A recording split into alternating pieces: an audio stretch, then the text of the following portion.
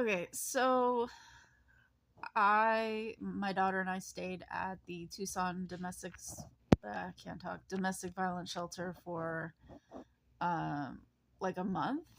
And at one point, I received an email from my daughter's dad, basically saying that he wanted full custody. Um, he was basically threatening to take me to court to get full custody.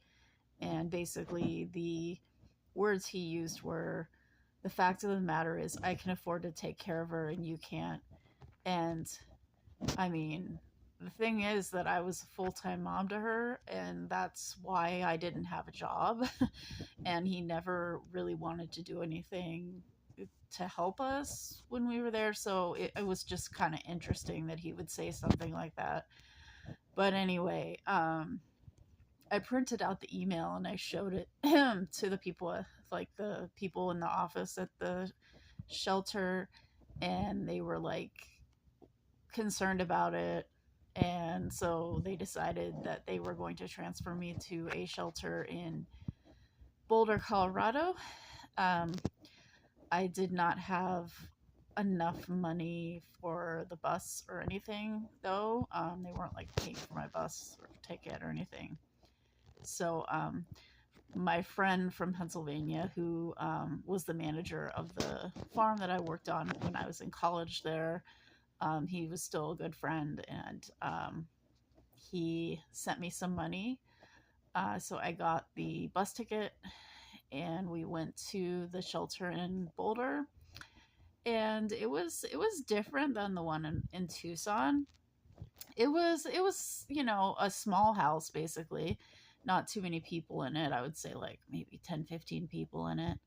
um so it was a lot more like homey and all that stuff. And I wouldn't say I had like any like close friends there, and honestly there weren't even that many other kids. There were no kids my daughter's age. There were older kids. um yeah, I think there were just a few older kids. And um yeah, basically, so we were there for like, I want to say like a month there too. um and then they do have a rule there, basically, that and it's the same rule at any domestic violence shelter, you're not allowed to tell anybody where it is, because for like safety reasons. um and I did not tell her dad, my daughter's dad, where we were. But we also weren't supposed to like call them while we were there. Like I was using the payphone. There's a payphone there, and we called him. And my daughter, I wanted, I don't even remember what I was talking about with him, but I gave the phone to my daughter, and she said hi to him and all this stuff. I don't even think she really like, she wasn't like attached to him at that time. I don't really think she quite understood what was going on. I mean, she said hi, daddy, and all this stuff, but I don't know how much she really, you know. But anyway, the shelter people found out, and thankfully they didn't kick us out, because a lot of times that it can be grounds to be kicked out. I guess because we didn't tell them where the shelter was, so they were just like, it was kind of like a warning. And we stayed there probably like a month or something like that.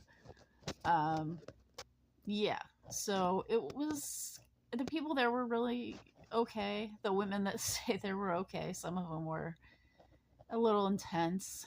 Mm. Other than that, the people that worked in the office were really nice. And so, yeah, it was an okay experience, I would say.